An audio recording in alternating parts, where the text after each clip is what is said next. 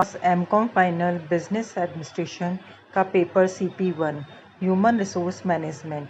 आज का टॉपिक है principles of human resource management. मानव संसाधन प्रबंध के सिद्धांत। जैसा कि हम जानते हैं कि मानव संसाधन प्रबंध सामान्य प्रबंध का एक बहुत ही महत्वपूर्ण पार्ट होता है। तो जिस प्रकार से सामान्य प्रबंध के विभिन्न सिद्धांत होते हैं, ठीक उसी प्रकार से मानव संसाधन प्रबंध के भी विभिन्न सिद्धांत होते हैं। तो किसी भी संस्था में जो काम करने वाला मानव संसाधन प्रबंधक है, उसको अगर सही प्रकार से अपने सभी कार्यों का निष्पादन करना है, तो ये जो मानव संसाधन प्रबंध के जो विभिन्न सिद्धांत हैं, उन सिद्धांतों का पालन करना अनिवार्य होगा। तो विभिन्न सिद्धांत कौन कौन से हैं, उसमें सबसे पहला पॉइंट है व्यक्तिक विकास का सिद्धांत, प्रिंसिपल ऑफ इंडिविजुअल डेवलपमेंट। मानव संसाधन प्रबंध का यह सिद्धांत कहता है कि संस्था में प्रत्येक व्यक्ति का विकास किया जाना चाहिए ताकि वह संस्था के विकास में योगदान दे सके। ऐसा करके ही कोई भी संस्था अपने मानव संसाधनों में जो छिपी हुई अपार क्षमता है उसको उजागर कर सकती है और संस्था के लिए उसका सदुपयोग कर सकती है। इतना ही नहीं, इससे देश का विकास और विस्तार भी किया जा सकता है। जैसा कि आदम कुल्ले ने कहा है कि कई देश अर्ध विकसित है क्योंकि उनके व्यक्ति अर्ध विकसित है। उन्हें अपनी छिपी हुई क्षमताओं को समाज की सेवा के लिए विकसित करने का अवसर नहीं मिलता है। अतः मानव संसाधन प्रबंध को सर्वप्रथम प्रत्येक व्यक्ति की क्षमता का विकास करने के लिए प्रयास करना चाहिए। नेक्स्ट पॉइंट है मानव संसाधन के प्रभावी उपयोग का सिद्धांत, principle of effective use of human resources. अब यह सिद्धांत ये कहता है कि मानव संसाधनों का प्रभावी उपयोग किया जाना चाहिए। अब प्रभावी उपयोग कैसे किया जाएगा, इसके लिए प्रत्येक कर्मचारी को उसी कार्य पर लगाया जाना चाहिए जिसमें उसकी विशेष योग्यता और रुचि हो। इस हेतु आवश्यक हो कि पर्याप्त प्रशिक्षण की भी व्यवस्था दी जानी चाहिए। मानव को मानव के रूप में समझा जाना चाहिए तथा उसकी विभिन्न जो भावनाएं हैं और उसके जो सेंटिमेंट्स हैं उनका आदर किया जाना चाहिए। नेक्स्ट पॉइंट है श्रम प्रतिष्ठा का सिद्धांत, principle of dignity of labour. Mahatma Gandhi ने श्रम प्रतिष्ठा सिद्धांत के पक्के समर्थक थे। उनका मानना था कि कोई भी कार्य छोटा या बड़ा नहीं होता है, कार्य को पूजा समझकर ही करना चाहिए। यह सिद्धांत इसी बात की स्थापना करता है कि संस्था में प्रत्येक कर्मचारी समान इम्पोर्टेंस रखता है, चाहे वह कैसा ही कार्य करता हो या किसी भी, चाहे हाई लेवल पे करता हो, चाहे लोअर लेवल पे कार्य करता हो, चाहे मिडिल लेवल पे कार्य करता हो। संस्था की सफलता किसी बड़े पदाधिकारी के कार्य करने या ठीक से कार्य न करने से प्रभावित हो सकती है, तो किसी छोटे पद पर कार्य करने वाले कर्मचारी के कार्य से भी उसी प्रकार प्रभावित हो सकती है। अतः सभी कर्मचारियों के कार्य को समान आदर भाव से देखा जाना चाहिए। नेक्स्ट पॉइंट है सही व्यक्ति की सही स्थान पर नियुक्ति का सिद्धांत, principle of right man on the right job. अब मानव संसाधन प्रबंध का यह सिद्धांत कहता है कि प्रत्येक पद पर उपयुक्त व्यक्ति ही लगाया जाना चाहिए। ऐसा करके ही कर्मचारियों की जो क्षमताएं हैं, योग्यता हैं, उनका मैक्सिमम यूटिलाइजेशन किया जा सकता है।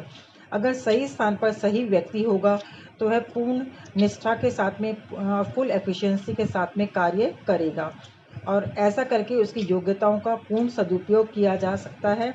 ऐसा नहीं करने पर संस्था को अपेक्षित परिणाम प्राप्त नहीं हो सकते हैं। नेक्स्ट पॉइंट है उचित पारिश्रमिक का सिद्धांत, प्रिंसिपल ऑफ फेयर रेम्यूनरेशन। यह सिद्धांत कहता है कि जैसा कि हम जानते हैं कि प्रत्येक कर्मचारी धन कमाने के लिए ही कार्य नहीं करता है, किंतु दूसरी ओर यह भी सही है कि उचित पारिश्रमिक के बिना कोई भी कर्मचारी सदैव कार्य करता भी नहीं है, क्योंकि किसी भी व्यक्ति की, किसी भी कर्मचारी की पहली आवश्यकता होती है कि उसको जो उसने संस्था को सर्विसेज दिए, उस सर्विसेज के बदले में उसको पर्याप्त प्रतिफल मिलना चाहिए। अतः प्रत्येक कर्मचारी को उचित पारिश्रमिक मिलना चाहिए ताकि वह संस्था में एक उचित अवधि तक बना रह सके। और कम से कहने का तात्पर्य यह है कि कम से कम इतना पारिश्रमिक दिया जाना चाहिए ताकि उसकी स्वयं की और उसके परिवार की जो डिफरेंट नीड्स है उनको फुलफिल किया जा सके। नेक्स्ट पॉइंट है न्याय का सिद्धांत। यह सिद्धांत कहता है कि सभी कर्मचारियों के साथ में समानता और न्याय का व्यवहार करना चाहिए। संस्था के नियम और नीतियां सभी व्यक्तियों पर बिना भेदभाव के समान रूप से लागू किए जाने चाहिए। समान कार्य के लिए समान पारिश्रमिक दिया जाना चाहिए।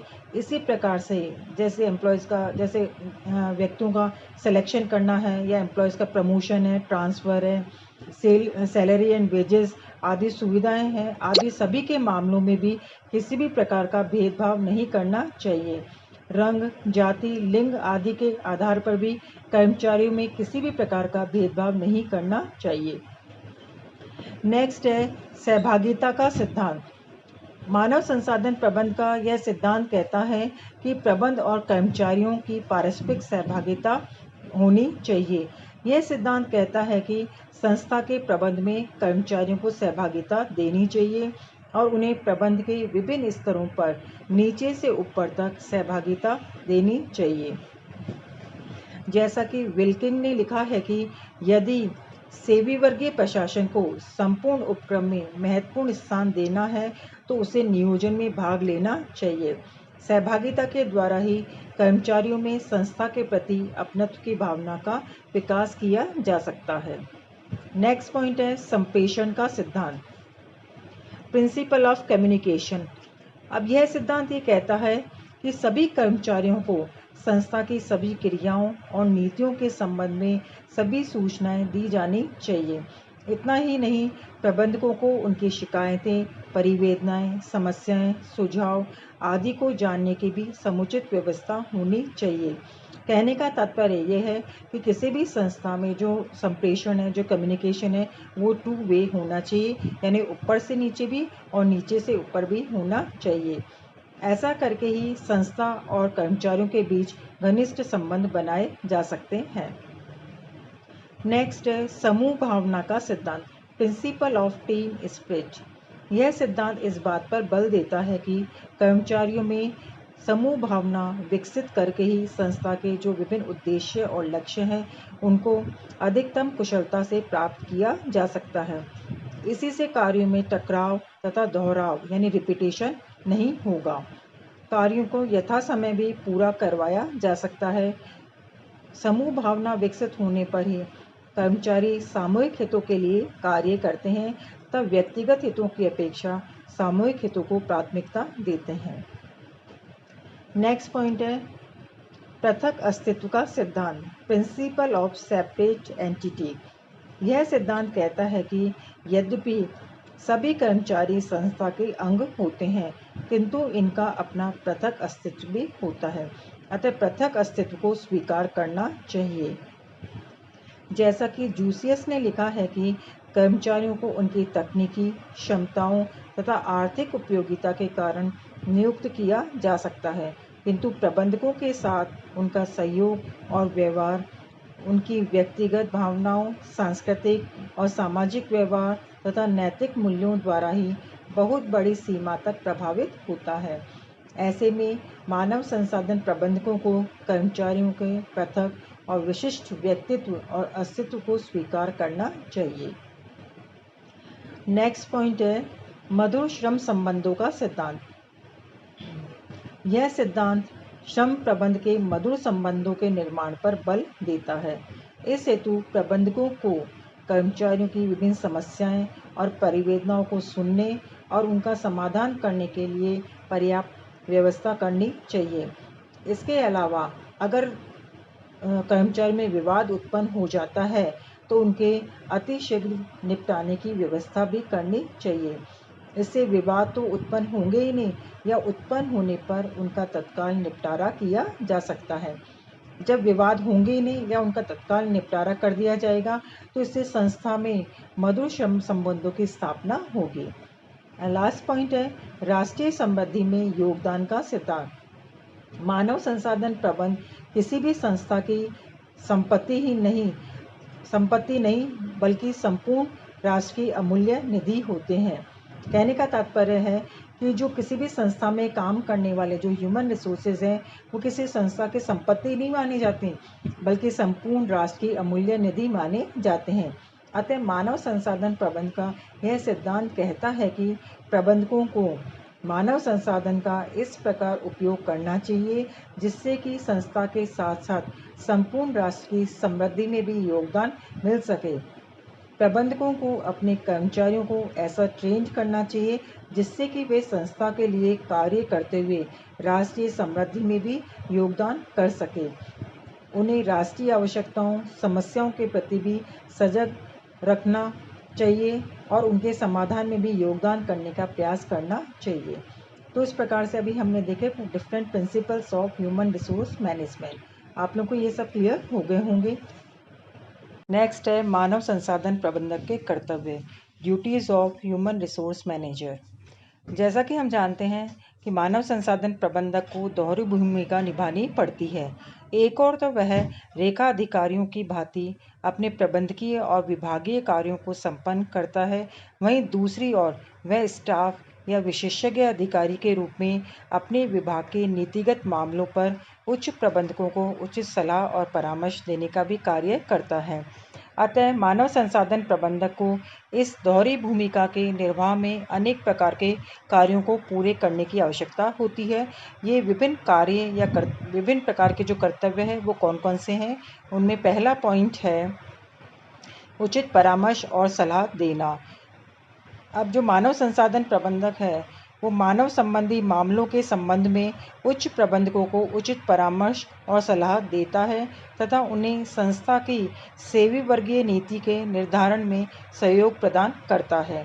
नेक्स्ट कर्तव्य है कि किसी भी संस्था के जो डिफरेंट डिपार्टमेंट्स होते हैं उन डिफरेंट डिपार्टमेंट्स में मानव शक्ति की कितनी कितनी आवश्यकता है, उन आवश्यकताओं का निर्धारित करने का कार्य करता है। नेक्स्ट पॉइंट है भर्ती। जैसे आवश्यकता को निर्धारित कर लिया, अब भर्ती के विभिन्न स्रोतों का पता लगाता है।